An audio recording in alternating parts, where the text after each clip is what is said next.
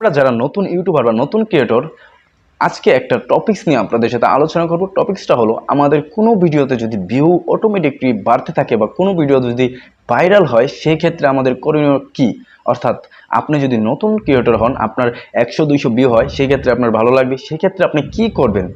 আপনি যদি নতুন ক্রিয়েটর হন, আপনার সাথে যদি এমনটা হয়, তাহলে আপনি একদিন বা দুদিন ভিডিও ছাড়বেন না। অবশ্যই আপনাকে রেগুলার ভিডিও ছাড়তে হবে, কিন্তু সেই ক্ষেত্রে আপনার একটা ভিডিও যদি ভাইরাল বা র্যাঙ্কে চলে যায়, সেক্ষেত্রে আপনাকে একদিন বা দুদিন ভিডিও অফ রাখতে হবে, যার ফলে আপনার যে ভাইরাল ভিডিওটা, সেটার ইমপ্রেশন বাড়বে এবং সেটা সার্চে যাবে এবং ভিউ আরও বেশি হবে।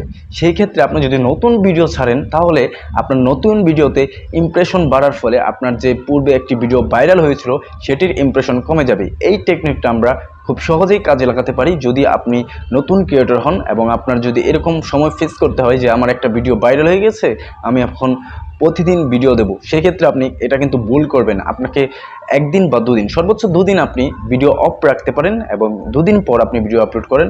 এই টেকনিকটা আমরা অনেকেই জানি না। এই টেকনিকটা আপনি মেনটেন করবেন, অবশ্যই আপনার ভিডিওতে ভিউ আসবে এবং ওই ভিডিওটা অবশ্যই ভিউ বাড়বে। তো বন্ধুরা, ভিডিওটি ভালো লাগলে অবশ্যই সাবস্ক্রাইব করে আমাদের পাশে থাকবেন।